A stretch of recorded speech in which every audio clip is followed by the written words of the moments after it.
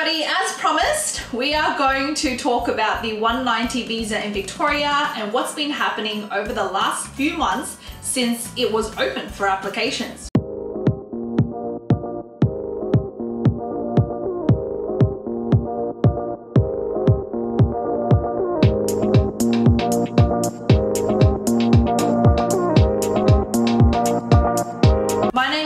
Chen, and I'm the principal lawyer at Mason Chen Law Group. I'll drop a link below with our contact details so you can get in contact with myself or one of our fantastic lawyers and migration agents. I've also released some mini courses so you can access migration information, workshops, webinars on demand. The website is below, courses.tracymigration.com.au. And yes, don't mind me, I love Christmas, so any reason to dress up Christmassy or, you know, wear a hat or wear red and red lipstick, I'll take it. So you might see a lot of Christmas content this year. So the 190 visa is permanent residency, but it is state nominated. So you have to be invited to apply, it's points tested, but you have to be invited to apply through the state. So how people applied for the 190 visa in Victoria essentially is they lodged an expression of interest, and on the application form they cited Victoria, that's where they want to migrate to. But to also be selected for Victorian state nomination, you have to lodge a registration of interest to be invited. Essentially to be pre-invited, because you still have to go through the state nomination stages. Now what we will talk about today is basically what's been happening, the requirements, some things that I've seen, some refusals that I've seen, and give you an overall understanding of everything that's been happening. So first of all, this year Victoria has really been excellent, I must admit. A lot of our clients were invited, and some who were not invited the previous financial year have now been invited. Very interesting. There is like over 9,000 seats. I don't know exactly how many people have been invited. However, we have received information that there has been like 40,000 applications submitted. But if you think about it, it's not too bad, because that means it's a 1 in 4 chance, which isn't that bad, right? 1 in 4, it's not that bad. Anyway, so invitation rounds have been happening every single month essentially. I think we received some rounds of 190, some rounds that are 491, some rounds that were both.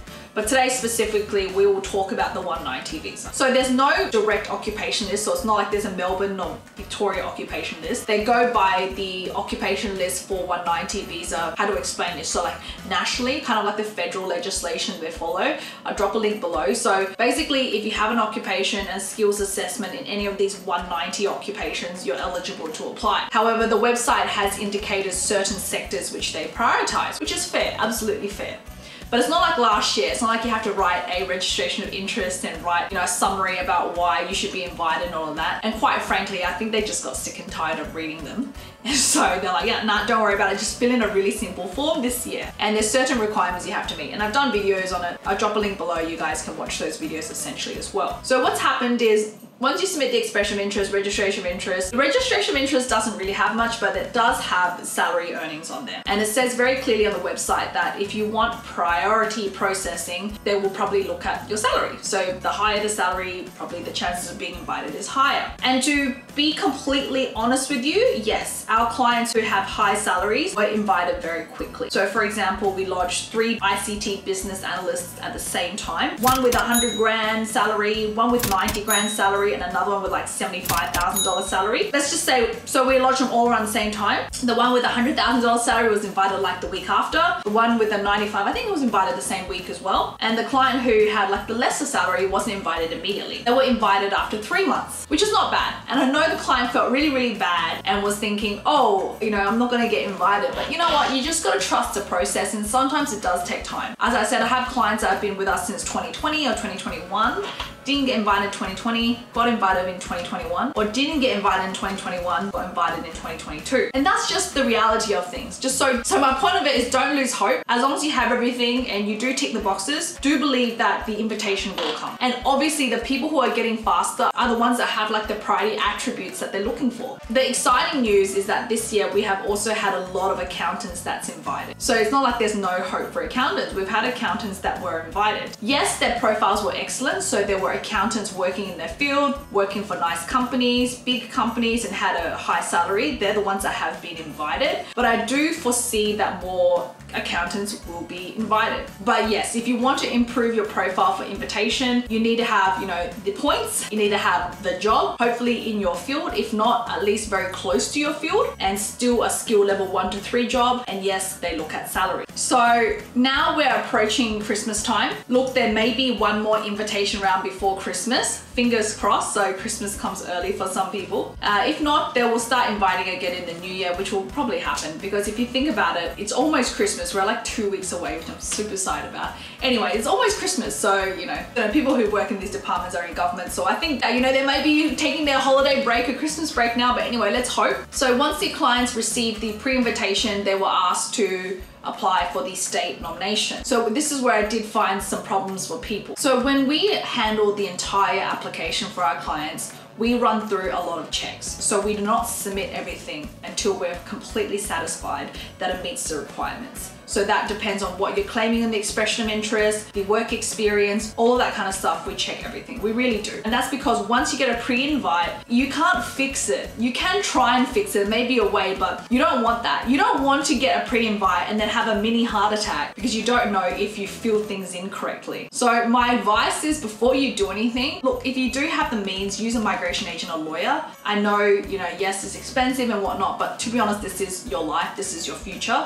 So if it's done properly, you can spend your energy and time doing things that you are good at. And it's probably good for you, so you don't need to be stressing about this all day long. What happened is a lot of people got the pre-invitations and they were refused at the state nomination stage. When they were refused at the state nomination stage, they got a ban for 6 months. So they were not allowed to apply for another 6 months. Some of the reasons for refusal include overclaiming salary. So there are specific requirements. You cannot overclaim your salary. If your salary is 60,000 plus super, some people added in the super and put in 66,000 or something like that. Another reason is they overclaim points. Another reason is the ROI didn't match the EOI. So although the forms are not the same, they're not the same forms, there are certain questions that indicate certain points, certain factors in your application. So essentially them two have to match. So for example, if you accidentally tick on the ROI that you're claiming partner points, but in the EOI you didn't actually claim partner points, that's where you're gonna have issues. So during the pre-invite stage, if it's wrong, don't risk it. It's better to just let the invitation go and not get a ban. I have a lot of people coming to us now that got the ban and asking for us to, write a submission to ask for them to remove the ban. And quite honestly, I don't know if it's gonna work because it says clearly, double check everything, and it's just the protocol and process that they have in place. So as applicants, we just need to do our best and make sure that we are fully aware of everything before we submit an application. So if something's gonna take an extra few days or extra couple of weeks, to be honest, on the scale of things, it's not gonna make a big difference. So it's super important to be aware of that. There has been a lot of nomination refusals, so do be very careful. Now, once you do get the nomination approved, you'll be eligible to apply for the visa. You get a notification, and then in your little EOI it will say apply visa. It won't be like update points or whatever now, it actually says apply visa. So at that point, your expression of interest is locked and you have to fill in the form and then the department check it.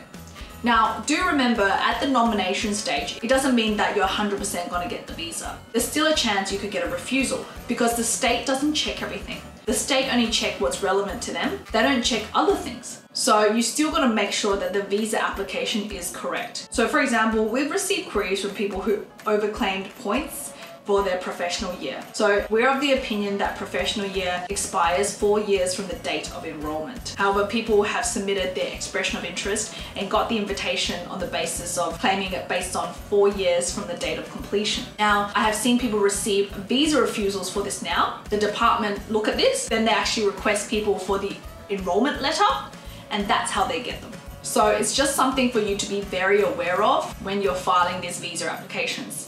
Because, at the pre-invite stage, at the ROI stage, at the state nomination stage, it's okay. There's not like not forking out thousands of dollars.